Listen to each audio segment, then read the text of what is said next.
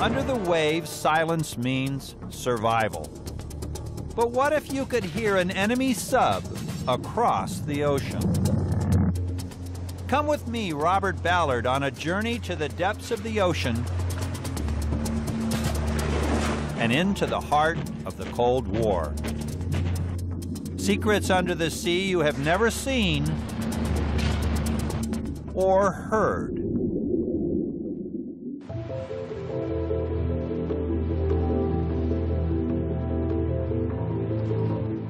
Beneath the waves of the ocean, there's a world that to our ears and our imagination seems a great realm of silence.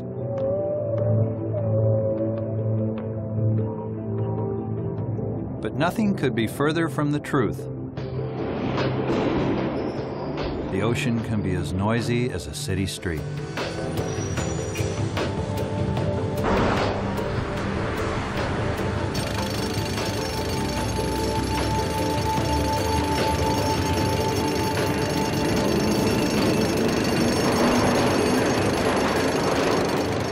But what if you could break through all that maddening din?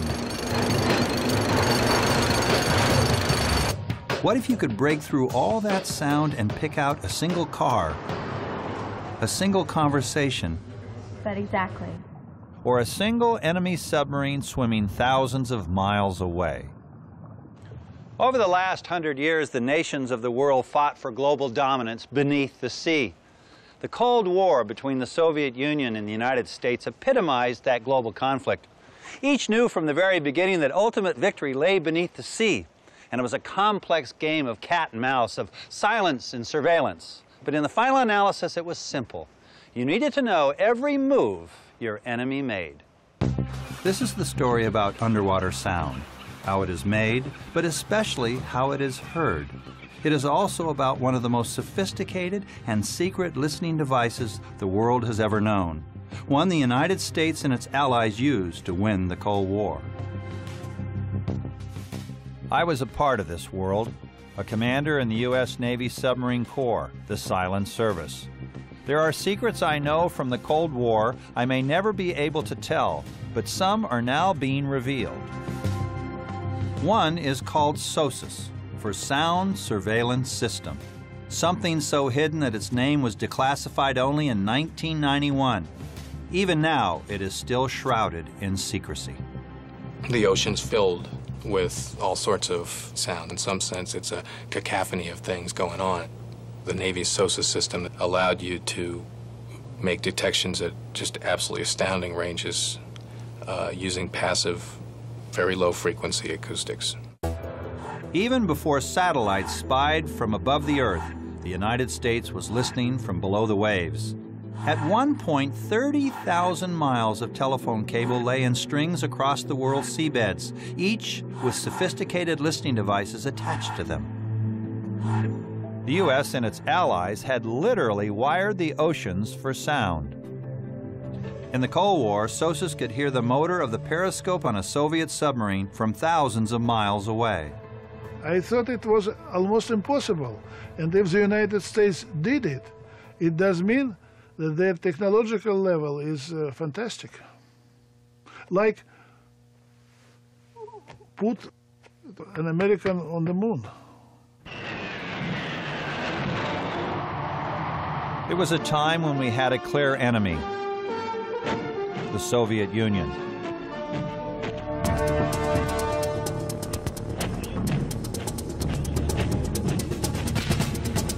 It was a time when the Cold War raged.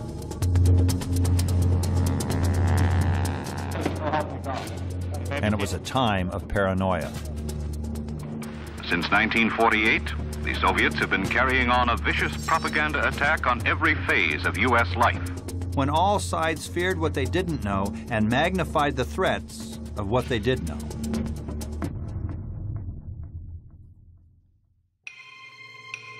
Behind the smiles hidden from public view, superpower military engagements took place almost exclusively underwater. Submarines were Cold War weapons of choice. Most of the time we had the upper hand. Our subs were silent. Theirs could be heard. Some of the earlier Soviet submarines, their propeller blades would vibrate. Imagine a very large bicycle wheel with a very large ace of spades playing card stuck in the spokes. That's what it would sound like. They call it a flutter. And it was unmistakable when you heard it. So long as they stayed at certain levels of noisiness, we can in effect detect them across the vast reaches of the ocean. What we didn't know was that we were also being betrayed. Sold out by those we trusted. Suddenly the enemy knew we were listening. And what the U.S. had feared came true. The enemy, too, began to master the art of silence.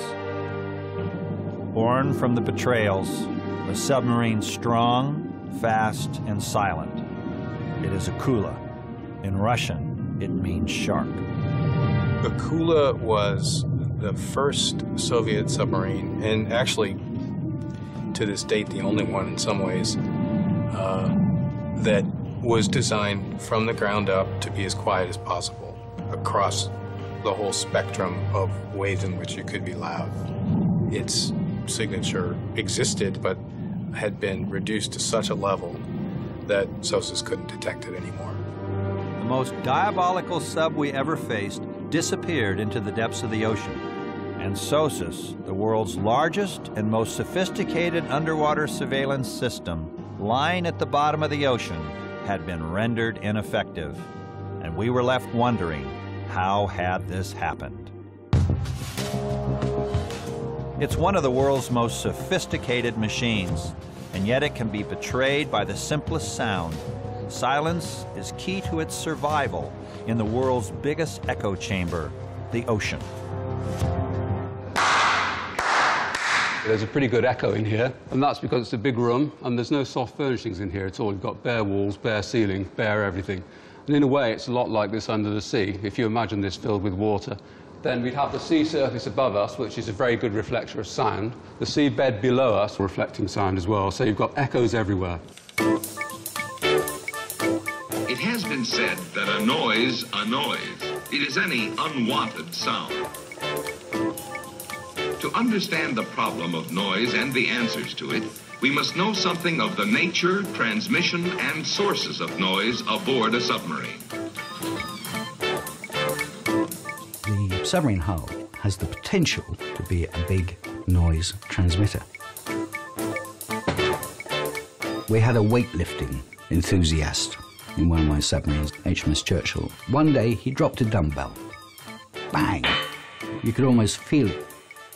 From there, the vibration, the noise, is conducted to the hull and radiated from the hull into the water. I can just see this noise wanging its way all over the oceans, and some potential adversary sitting there saying, "Hello, hello. We've got company."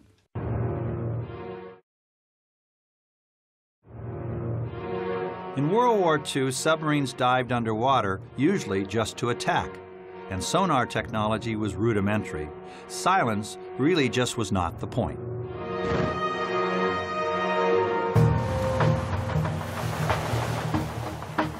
Not in the Cold War. Nuclear subs like this stayed underwater for months, hunting Soviet submarines. Stealth was everything, and that meant knowing the science of underwater sound. 550 years ago, inventor Leonardo da Vinci, sailing in the Mediterranean, would stick a long hollow tube into the water and listen to passing ships miles away. And in 1822, Swiss physicist Daniel Colladon conducted an experiment that for the first time measured the speed of sound underwater. He built this apparatus which basically hammered an underwater bell. But the hammer also fired a charge of gunpowder in air. And he had another boat several miles away, and the observer on the other boat would observe the flash of gunpowder and would also listen for the sound, the underwater signal from the bell, by the old Leonardo listening tube technique. And he would time the difference between the two. The underwater signal is quicker. It's about 5 times as fast as the in-air signal. So if sound travels so well underwater, Why does intuition tell us that the ocean is a realm of solitude? The answer is that human hearing is limited, and the ocean is full of low-frequency sound that we cannot detect.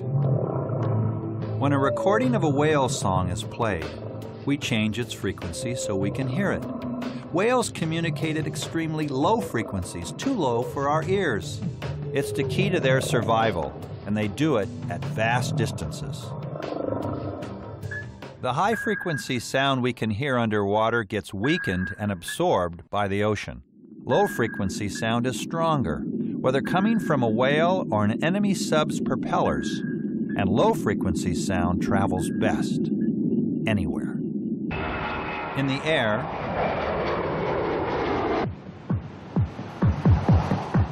on land, and especially in the water. Meet Maurice Ewing. Long before the Cold War ever started, he discovered something that would change its course dramatically. Ewing was a geophysicist studying the Earth below the seabed. To do this, he went to the Woods Hole Oceanographic Institution and used their research vessel Atlantis. Studying the seismology of the ocean floor, his work would include throwing explosive charges into the water. While the charges were going overboard, they would go off and the sound would hit the bottom and bounce back up again, and they would record their data. He actually calculated that the sound traveled roughly 25 miles up and down.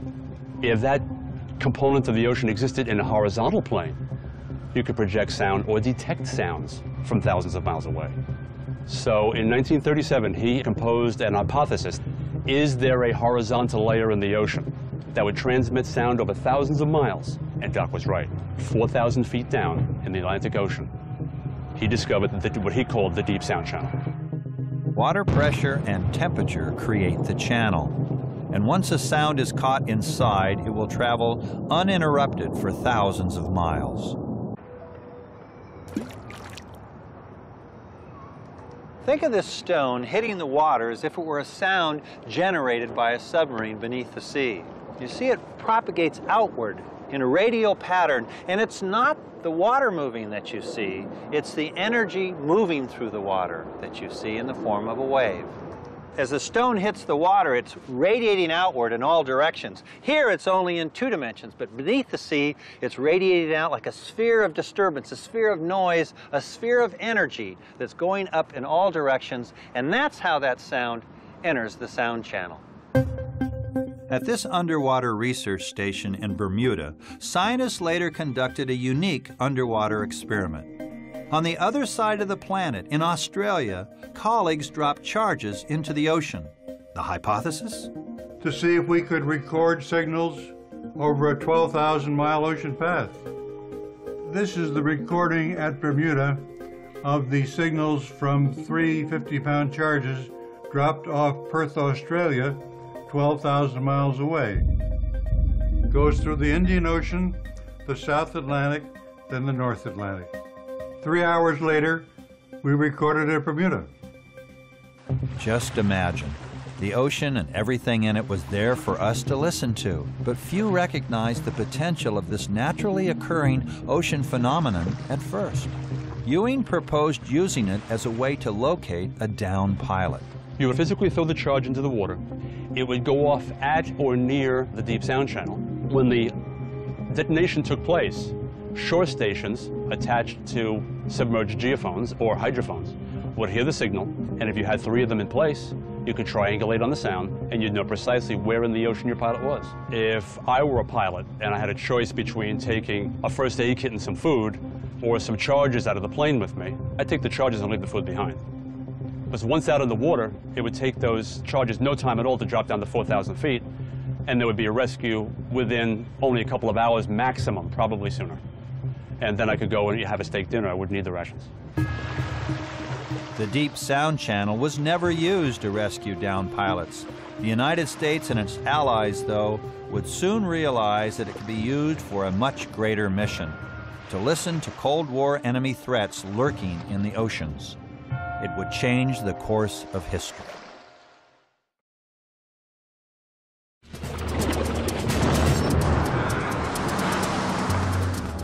submarines of World War II. Their job? Attack ships. Anytime, anywhere. They were simple machines, boats that could go underwater. Until this. The Type 21. Nazi Germany's ultimate undersea weapon. A diesel submarine that dove deeper and stayed underwater longer than any boat before it. It came out near the end of World War II, too late to do much damage to the Allies. But as the U.S. traded one enemy for another, it feared the Soviets would learn from Germany. Well, the Soviet Union, as with the West, goes into Germany and expropriating all this German technology and bringing it back home. And the fear was that the Soviet Union would pound out Type 21 type submarines in the hundreds. That made submarine warfare a primary purpose of the United States Navy in the post-1945 era. It also made a potential Soviet submarine threat a high priority. After World War II, the United States experienced peace and prosperity. What sun worshippers never knew was that the enemy subs would soon lurk just off their beaches. What they also didn't know was that in the same waters, the U.S. Navy was building something to protect them. It was just off the island of Bermuda that Maurice Ewing discovered that sound could travel thousands of miles underwater. Now this acoustic pathway, it's actually a layer at a depth of about 1,000 meters or 3,000 feet here in the Atlantic Ocean. Ewing called it the sound channel. Now when his sponsors, the Navy, heard about this discovery, they had an idea. What if you took advantage of this physics of the ocean by taking listening devices and going all the way around the perimeter of an ocean basin and placing them at 3,000 feet? With that listening system, you could then track any object in the ocean basin making sound, like a nuclear submarine. This made it possible for them to basically set up a burglar alarm system in an ocean basin. Or by another name, Sound Surveillance System, SOSUS. The sound surveillance system uses passive listening devices, hydrophones suspended in the ocean in the deep sound channel. In the Atlantic, about 3,000 feet. A sound in the ocean is made. It enters the deep sound channel. The hydrophones pick it up, turning it into electrical signals. Those signals go to a shore station to be analyzed. The eventual goal was to have a set of arrays running down the American East Coast and running down the American West Coast as an early warning system for possible Soviet submarine threats approaching the American coast. What few people knew at the time is that the British had already used the concept of underwater listening to detect submarines. It had been in World War I. Hydrophones were placed in the shallows surrounding England. Hearing the passing U-boat, the guy on shore listening in would signal battleships to open fire. 4 German U-boats were sunk as a direct result of the hydrophone actions. While British hydrophones conquered the shallows, SOSUS would conquer the deep. Hearing a single noise thousands of miles away, SOSUS was like a giant wiretap, listening in on an unsuspecting enemy.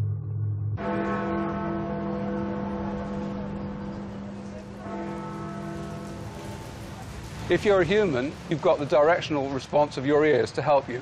You can look around and pick out particular sounds. If you're an engineer, you've got to resort to something more like this. This is a directional microphone. I get a strong response if I point it straight at me, but I can point it around and pick out other sound sources like a bus over there, or a boat, or a train up there. And the use of directional receivers like this is very important in sonar systems, and particularly in SOSUS, because they're one of the key features that enables you to sort out man-made objects from natural background. The U.S. built its first SOSUS listening post in the Bahamas, and then it grew. What became a $16 billion underwater burglar alarm spreading up both U.S. coasts remained top secret. It would be years before it caught a Soviet submarine, but it did hear plenty of U.S. submarines. January 21st, 1954. The U.S. launches Nautilus, the world's first nuclear sub. It is powerful. It is able to stay underwater for weeks at a time. It is revolutionary, but it is also extremely noisy. The acoustic signature of Nautilus was like the acoustic signature of all new submarines of this kind. Very, very heavy on what we call propeller blade rate. Very, very heavy on machinery sounds and machinery noise because the machinery wasn't properly balanced.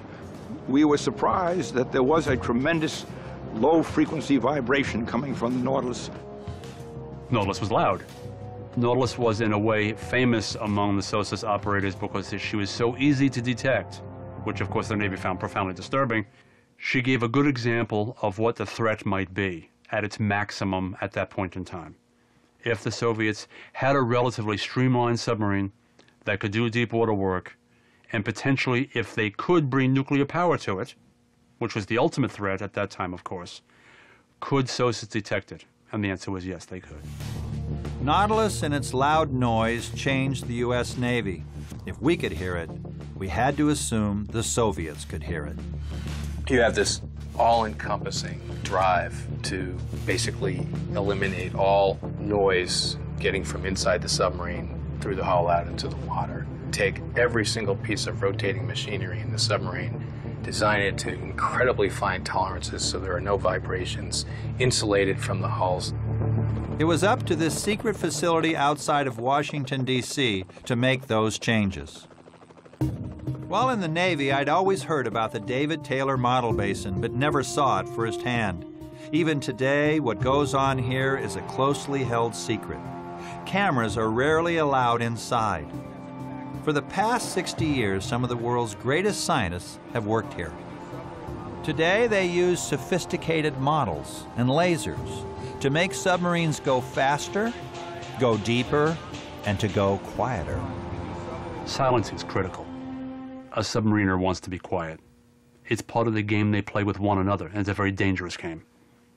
They realize that the person who hears you is the person who's probably going to kill you. While the Soviet Union was busy in the 1950s making its subs more powerful, researchers here focused on anything that made noise. This water tunnel was designed specifically to study propellers. SOSUS told researchers that one of the loudest parts of the submarine was its propeller. When the blades slice through water, they kick up millions of bubbles every second and then pop them. It's called cavitation. Cavitation, when it occurs, is just an overwhelming signal. It dominates all the others. If you think in terms of that packing material, sometimes you find in boxes where there's all those little bubbles. Bubbles form on the tips of the propeller blades and then pop in the water. You get this kind of hissing sound, which becomes a fantastic signature to pick up at long range. 7 years after Nautilus, another launch takes place. The result of the U.S. Navy's drive for submarine silence, the USS Thresher. But there's a small problem. Its propeller still makes noise. Thresher was designed to be totally quiet. Thresher goes to sea. SOSUS, meanwhile, been experimenting with lower and lower frequencies, and SOSUS discovers there's this thing that we hadn't really anticipated, that Thresher's still putting into the water, and that still allows you to detect her. New propellers were designed for Thresher and for succeeding submarines. Other measures were taken. The results of the tests made the Navy change the shape of the submarine's propellers. What was done is still kept secret, but what we can say is that the blades of the propellers are pulled back. Thresher thereafter is silent to SOSUS. But there's a tragic irony to be played out. 3 years after being launched, Thresher is lost at sea. An accident, probably mechanical failure, is the cause. SOSUS stations hear the sound of the implosion of her hull. Across the ocean, in June of 1962, a different submarine swims near Iceland. Our new burglar alarm, SOSUS, hears it. We detected a Soviet nuclear-powered submarine transiting the Greenland-Iceland United Kingdom gap. That detection was made by the SOSA station in Barbados. It detected the Soviet nuclear submarine across the entire Atlantic Ocean, thousands of miles away. That clearly demonstrated that in the future, SOSAs would have an important role to play in the defense of the United States. That important role would in fact be understood sooner than they expected. October 1, 1962, 4 Soviet diesel submarines called Foxtrots head out from the Russian port city of Murmansk into the Barents Sea. U.S. intelligence officers assign them identifying numbers: C-18, C-19, C-20, and C-23. Their orders are clear. From the Barents, they steal into the North Atlantic, through the gap between Iceland and Britain, and then down east of Bermuda, between the Bahamas and to the port of Mariel in Cuba. They are sailing straight into the Cuban Missile Crisis. Rewind, January 1959. A socialist revolution brings Fidel Castro to power in Cuba, and an ally of the Soviet Union just 90 miles off the coast of the United States. Over the next 3 years, hostilities between the U.S. and the Soviet Union escalate dangerously. This is one of the darkest periods of the Cold War.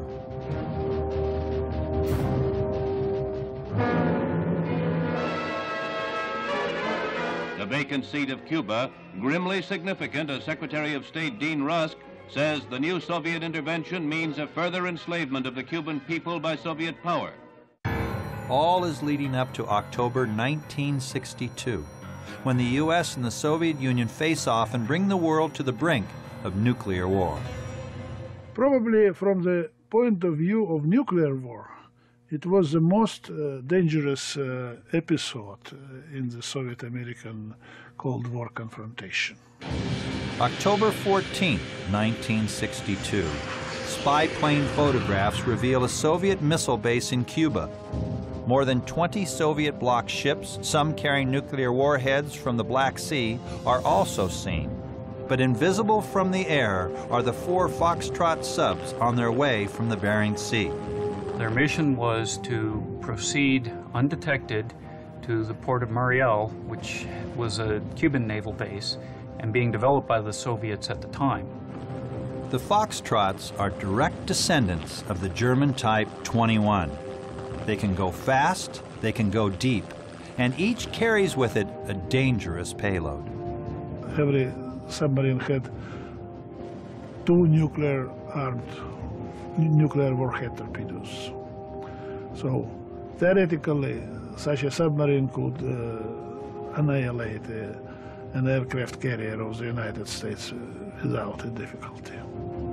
But with diesel engines, they must surface for power and air. They were noisy, and they didn't suspect we were listening.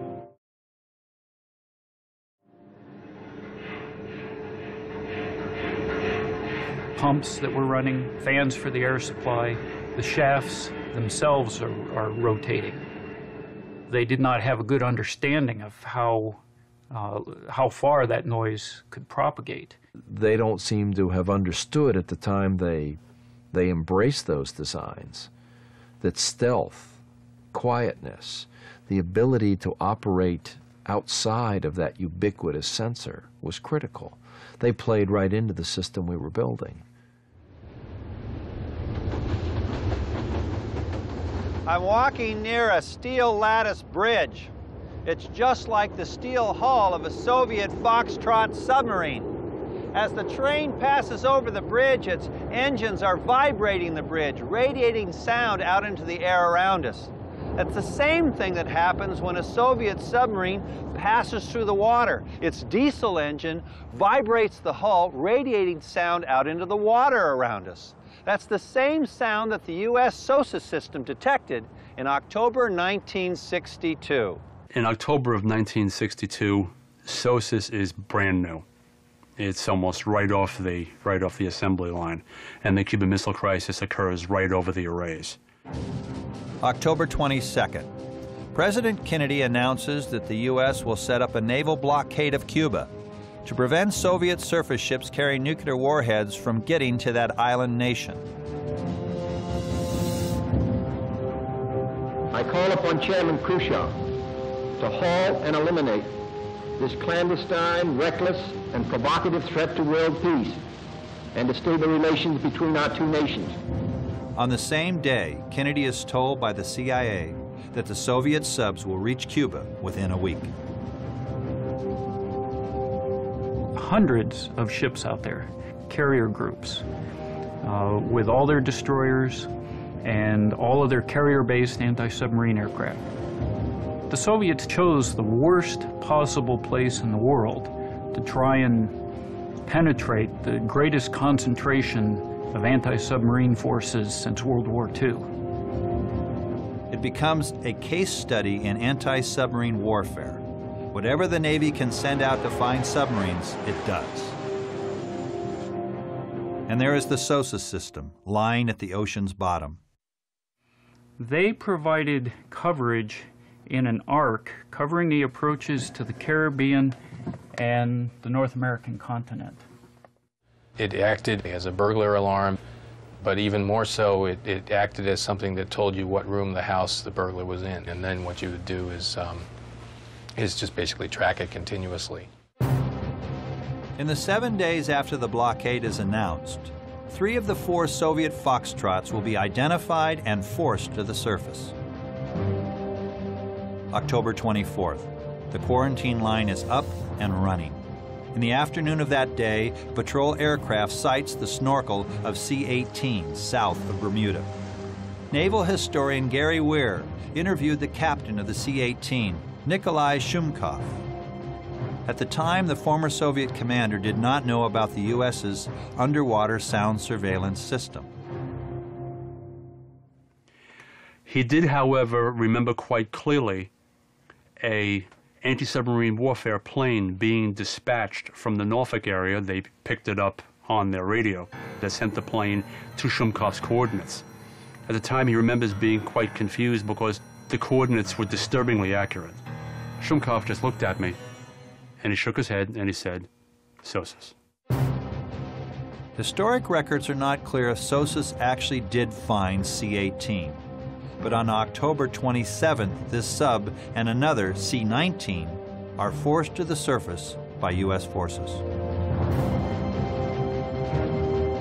It is Wednesday, October 31st, and SOSUS proves its worth. C-20 moves into the listening zone of the SOSUS station on Grand Turk Island, north of the Bahama Islands. The sub, which has successfully evaded the naval blockade, is found.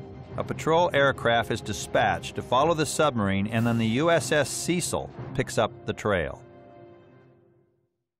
Changes in depth, radical course changes, but couldn't evade the Cecil. And got to the point where his batteries are low, his air supply is low, and had to surface in front of the Cecil. Surfacing in the presence of your enemy's forces is humiliating for a submarine captain.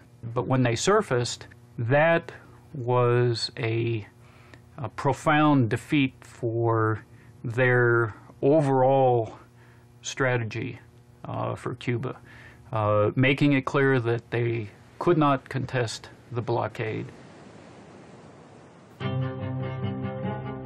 Because of its performance during the Cuban Missile Crisis, SOSUS and the concept of listening to sound underwater becomes a strategic imperative for the United States during the Cold War. The decision was made after the Cuban Missile Crisis in 1964 to radically extend the reach of SOSUS forward into areas like the entrance to the North Atlantic from the Norwegian Sea, the entrance to the Norwegian Sea from the Barents Sea, arrays deployed way out in the Western Pacific, oriented towards Soviet submarine bases in the Far East. By, say, 1970, SOSUS was really deployed worldwide in almost all the ocean basins where there was a deep sound channel. At its peak in the 1970s, thousands of U.S. Navy technicians at 22 different secret facilities around the world processed ocean sound. SOSUS was a secret Cold War weapon of defense. And the Soviets never had the ability to build anything like it. Finding a single voice in a cityscape.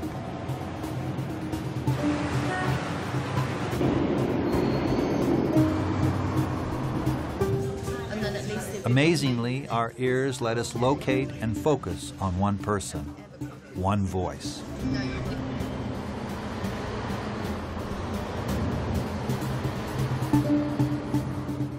Now imagine finding a single sound in the ocean, not just hearing it, but knowing where it is thousands of miles away. How the U.S. found the wreckage of the USS Scorpion lost at sea on May 21, 1968, shows the power of underwater sound.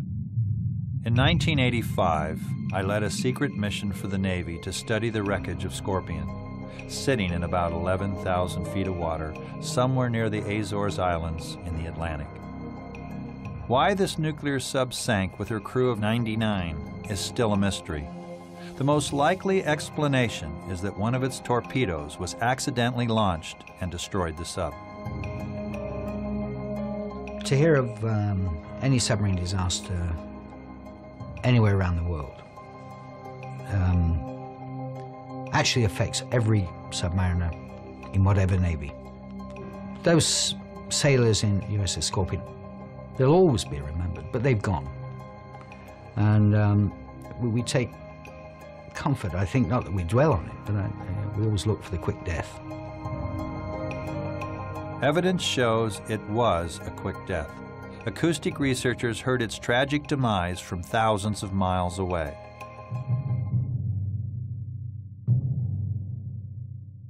The death throes of Scorpion. This shows the sound of the explosion that tore a hole in Scorpion, and then less than a minute later, the sounds of the boat's walls collapsing in on itself. These hydrophone recordings, taken by Gordon Hamilton, helped the U.S. Navy find Scorpion. We've been running these recorders for almost 20 years. We had some unique signals that looked like they might be the implosion of a submarine.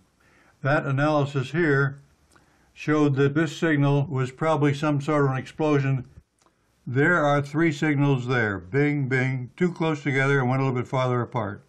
Signals from what, based upon the frequency analysis, was probably from the hull collapse of the main hull, various compartments of the main hull imploding.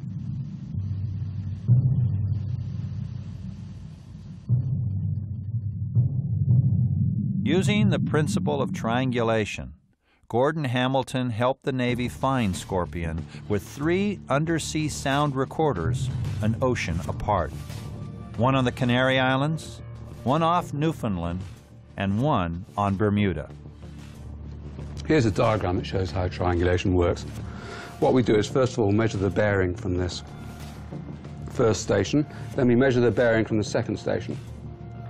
And where they overlap indicates the position of the submarine. If we're lucky, we may be able to receive at a third station as well, say over here. And of course, in an ideal world, the third position line should pass exactly through the fix determined from the first two, which is that point there. But in practice, we will get a triangle like that. Simple-mindedly, you would say that the submarine is somewhere in the middle of that triangle. Finding the USS Scorpion was simply a matter of science, but to some, it was much more. It was a miracle. It was a miracle, almost impossible. The United States having fantastic high level of technology. All engines running. Technologically, it was an incredible era for the United States.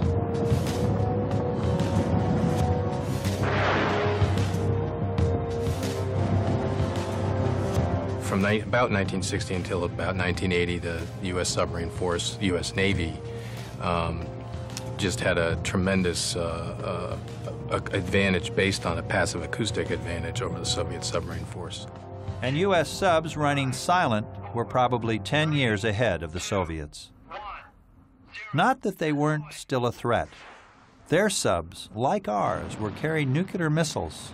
These behemoths defined the Cold War, and they came to define SOSUS's mission as well.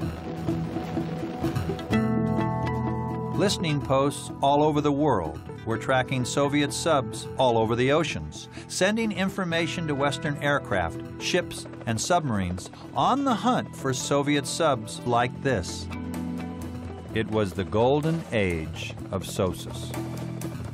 That entire system was based on the foundation built by SOSUS. And things that came in from elsewhere were all assembled on that foundation. That became the linchpin.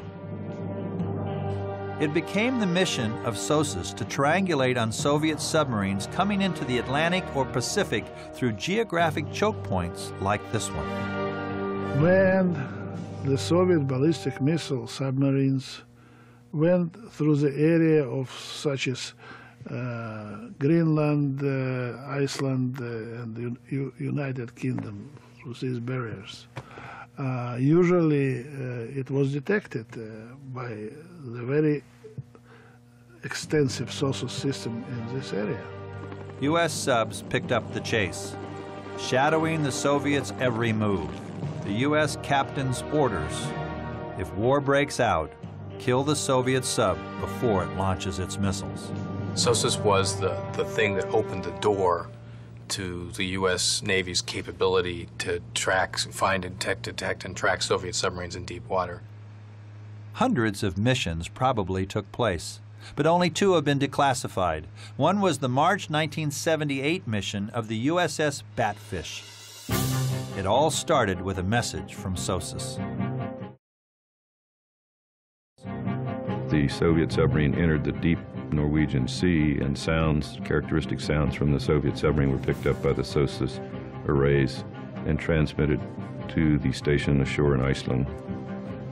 We picked the Soviet submarines up on March 17th, all the way down to her patrol area off the east coast of the United States, where she was alert for 3 full weeks, ready to launch a nuclear strike against the United States, and then back up through a different path further to the east until she was just approaching the Barents Sea to return home, 50 days.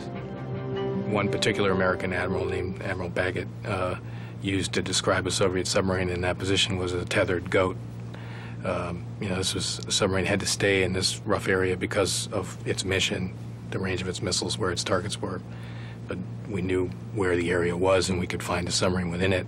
And so, a tethered goat in an area where there are foxes. The submarine that we were tracking did not know we were there, and didn't for the entire patrol.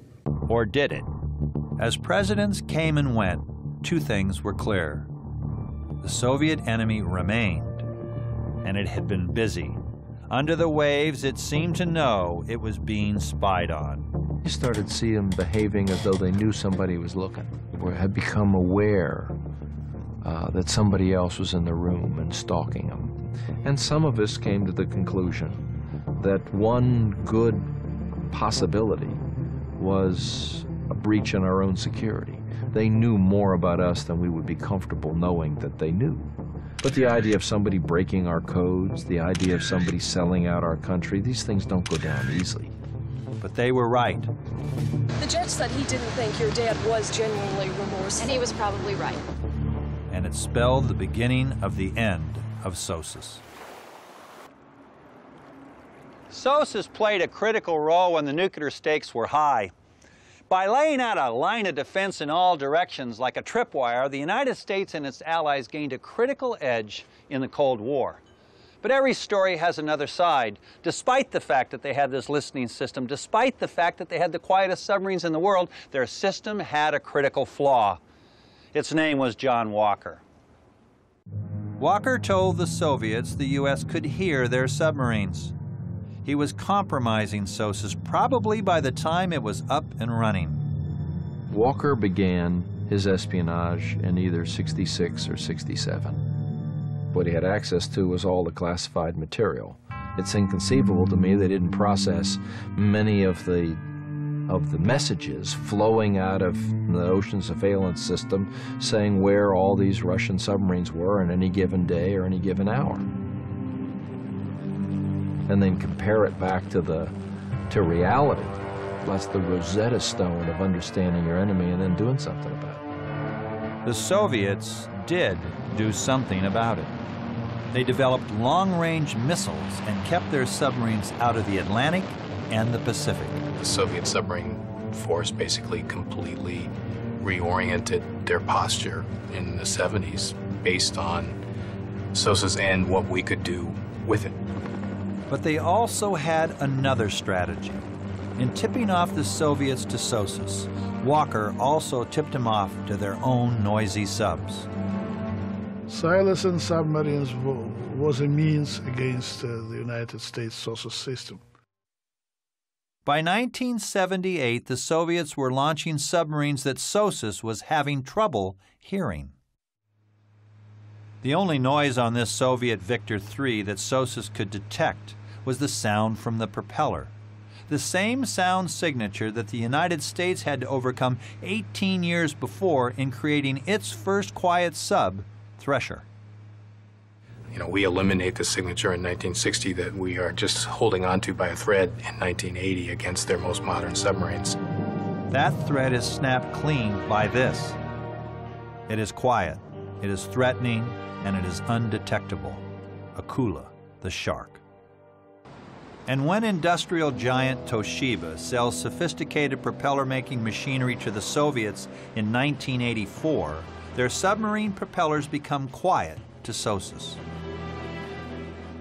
In Washington, congressmen vent their frustration on a Toshiba radio. But it was John Walker's spine that probably set the stage for Akula. The Akula is frequently called the Walker class by U.S. Navy submariners because, having studied all of this, they appreciate that Walker's espionage alerted the Russians in the 70s to a problem, and by the time we get to the 90s, the solution to the problem has arrived. They've built a much better submarine.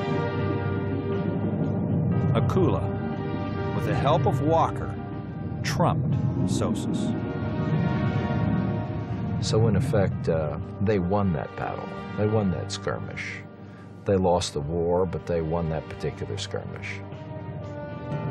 Historic tides may have just saved the U.S. and its allies. But some believe the Soviets spent themselves into bankruptcy trying to compete with the U.S. The cost of building a quiet submarine probably added to the Soviet Union's final fall.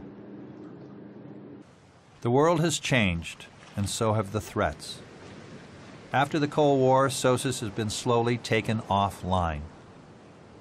The remnants. There were once 22 facilities worldwide. Now there are 3. But what is left is being used by this man, Chris Clark of Cornell University. He has been able to use Cold War technology for scientific research. He uses SOSUS not to track submarines, but whales.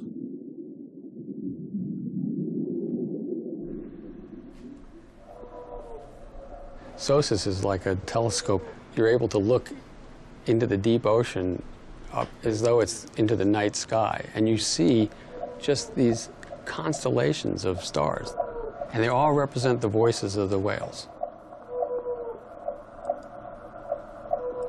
It's magical because suddenly, instead of having only a few stars in the sky, suddenly now we have millions of stars in the sky. And it's just the beginning. It's this really the beginning that anyone has had to think of the ocean as the entire region in which we're imagining how many animals are there and what they're doing. We will look back upon this as an amazing period of time over 50 or 60 years where we instrumented an entire ocean basin to listen to it. That's an amazing enterprise, an amazing achievement. And now that's not going to exist anymore. But maybe it will. Perhaps science will find a new role for SOSUS. And who knows what threat might come next. The sound surveillance system may be called upon again to listen to the ocean.